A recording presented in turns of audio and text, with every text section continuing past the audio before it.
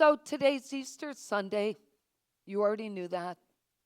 2.4 billion Christians are celebrating this day, celebrating the resurrection of Jesus, which was also the birth of Christianity. Now, I want to be really clear. I want you to think of this in a much broader way today, because I don't know about you, but when I was growing up, this was that day, and the rest of the year we didn't really get what this day was, right? We were supposed to celebrate that Jesus, the only thing I ever was taught, Jesus died for you, Nancy. I'm like, why? Why did he feel the need to do that? I don't get it. I never got it. What did that actually mean? But I've come to understand how powerful Easter is, whether we're Christian or not. This is a very powerful day. So let me just give you a little bit of history and then see if I can help us all land in the same place. So Jesus was crucified, as the story goes, Jesus was crucified and died on Good Friday. And oftentimes we wonder, why call it Good Friday if this important person died? Well, it was because the good that came out of his passing. That's what it really was about. So on Easter Sunday, Mary Magdalene, who was, one of Jesus's greatest supporters, goes to see his tomb and pray and be there. She sees the door open, the big stone in front of the door has been moved, and she goes crazy that Jesus' body has been stolen. That's how the story plays out. And the reason I say the story is because I wasn't there, you weren't there, and 5 languages and 1 million interpretations later, we've got pieces of how this all played out.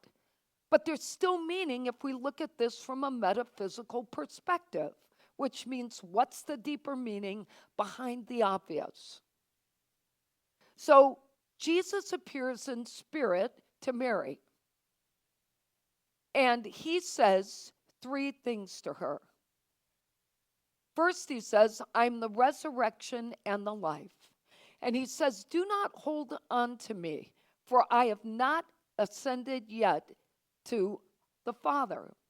Go instead to my brothers and tell them, I am ascending to my Father, my God, your God. Now, if you're an analytical person, here's what happens to you every Easter. How did that stone get moved? How did that happen? And why did Jesus only talk to her? What was that about? And how did she convince everyone that it was him? How did he convince everyone? And how did she turn around and tell all the followers, I saw him, I really saw him? How did that happen? So analytical people like to figure all of this stuff out. But the reality is that we could sit around and say, did people manifest this story just because they needed to have hope after a terrible time? But there's so much more meaning to the resurrection story in a bigger way. Jesus was this awesome way shower. That's what Unity believes. Unity doesn't refer to Jesus as a Messiah. They refer to Jesus as a way shower, someone who expressed all of the divine qualities that every one of us should want to express. He taught people about the importance of being kind and loving. But he also tried to tell everyone that he was as human as we were, and that we were here to be beloved children of this universe, to shine this greatness within us, and that we were all capable of overcoming obstacles, no matter how big they were. Do you know that we were born with the natural inclination, this natural ability within us to seek light over darkness? Think about it. To naturally look for light when we're suffocating in the dark. To naturally want to recover and come out of those dark days. There is something within us, that mechanism, that helps us do that. To find hope over despair. That's what the story was about. Hope in the middle of despair. Think about it. Mary Magdalene's crushed. She's, desperate for answers. And suddenly there's a moment of clarity. And everything in her life changes. It wasn't just because of that moment where she believes she saw Jesus' spirit. It was about the fact that she opened her heart and changed her mind and changed her consciousness, which all of us are capable of doing on any given day. The resurrection story represents our ability to engage that consciousness, which is often referred to as the Christ consciousness, but you can call it divine consciousness.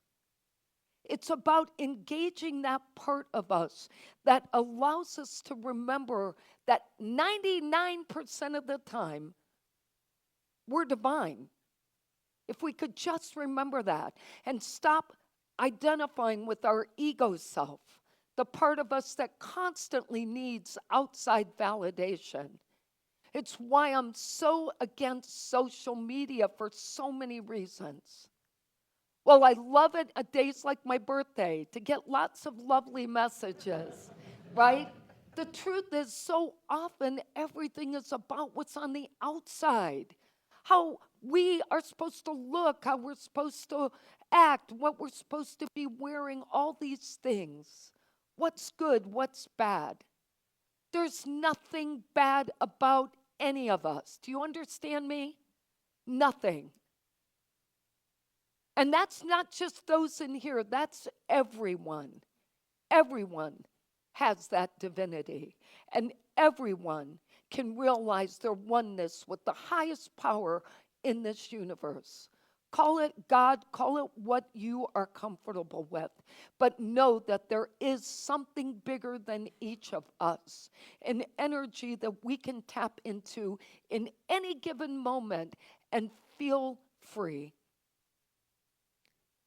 I saw a poem Donna posted on social media, but I just saw it this morning, and I'm going to read it one Sunday to everyone. But it was all about that moment of clarity and finding that moment when you realize you can move forward no matter what you have faced. Easter is a time for us to acknowledge the transformation that's already underway as a result of the 40 days we just spent working on ourselves, and to experience this opening of our hearts and the renewal process that can go on in our consciousness, just like we see in nature. Have you ever wondered what it's like, why nature just transforms?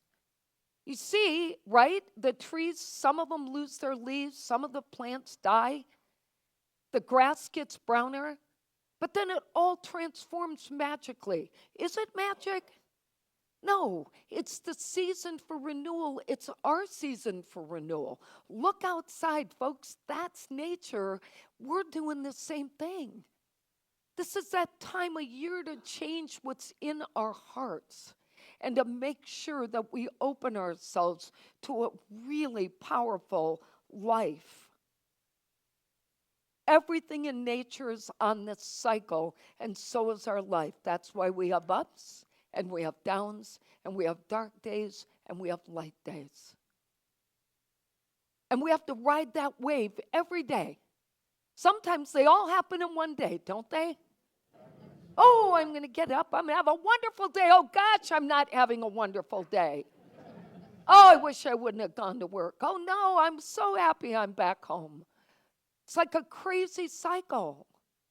But if you're not recognizing that that's happening to you, then you're missing the point of it all. That's the idea. It's, am I observing myself going through these cycles? Can I change my ways? This sacred transformation process is the cornerstone of faith. Belief in something we can't see, rising above doubt and fear, embracing boundless love and grace. The Easter story may be an event of the past, but it's a powerful invitation for us to change our hearts, to resurrect what we've been carrying around. And that means surrendering all of our burdens, allowing that divine light to be brighter than the darkness, having deeper understanding of divine will versus our will. Our will is driven by our egos. Our will is our brains telling us what we should do, what this should be, how that person should act, what we should act like. Divine will says just be. Just be. And that's enough. As we take steps toward a more hopeful life and we strengthen our capacity for love, that is the greatest gift we can give ourselves in this season. Open our hearts to love. We are pure love, but we forget that. And so many things get tainted by our perspectives. But we could use this powerful story if we understood two words. What does crucifixion mean? And what does renewal or resurrection mean? So here's a simple way to remember crucifixion from a metaphysical perspective. Crossing out of any belief that you're separate from the divine power of this universe. That's what it means. Crossing out that error in thinking that you stand outside where everybody else's energy is. You're a part of everyone in this room. You can't change it. You may want to believe something different, but you can't change it. It's why we're so compassionate. Why is it you can read a story and feel sadness about somebody you don't even know? Why is it when you're seeing hurricane damage or tornado damage or the murder or a plane crash that you suddenly have all this compassion? Why? Because you are connected.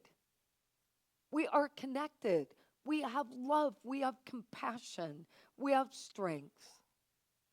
When we eliminate old patterns of behavior and thought that are destructive to us and destructive to others, we are rising to that place of pure love.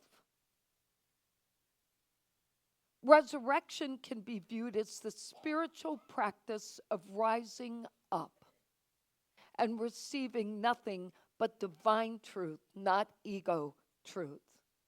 And this is what empowers our best and our highest good and solidifies that inner connection.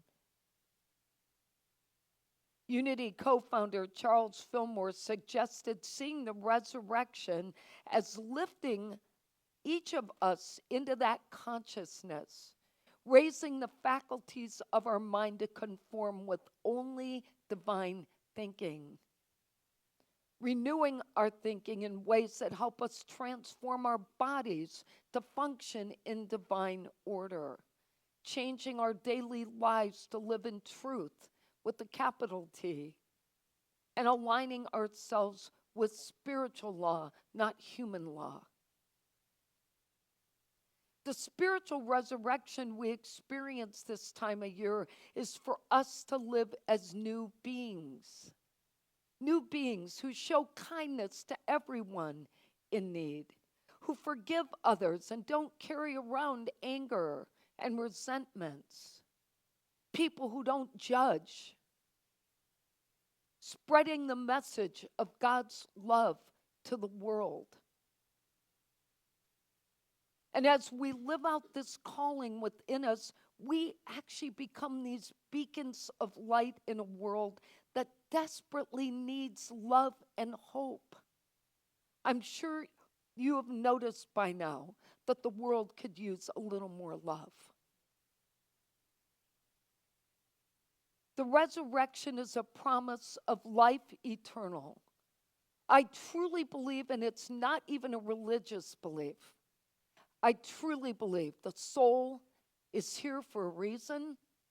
The soul is carried in an earthly body, and the soul, that spirit, just continues on. I truly believe everyone who has left me in this life is still present in my heart and in my consciousness in a way that means something. It's not just hope related to what awaits us. The promise of eternal life isn't about, you have to be religious to get that. It's about thinking of yourself as created with unending limits, unending joy, unending communion with the universe. It's not just about hope. It's in the future, it's about hope in the here and now. And it's the assurance that God's love or divine love is ever present and sustains us through every trial and triumph. This is truly our chance to rise above anything that has hindered our growth in a spiritual way. You can get a better job, you can get better pay, you can pray that your Social Security increases, whatever you want. But ultimately, what matters is how you show up every day and who is benefiting from the beacon of light that you carry.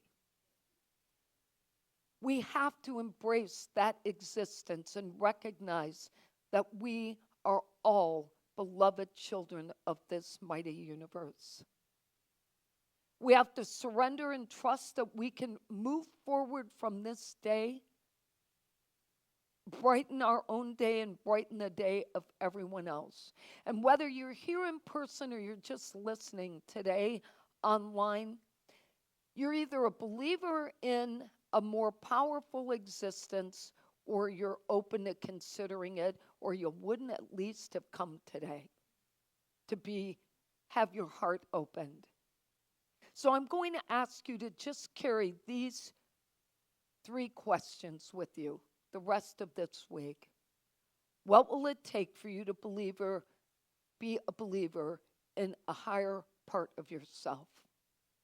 Something more than what just everyone sees.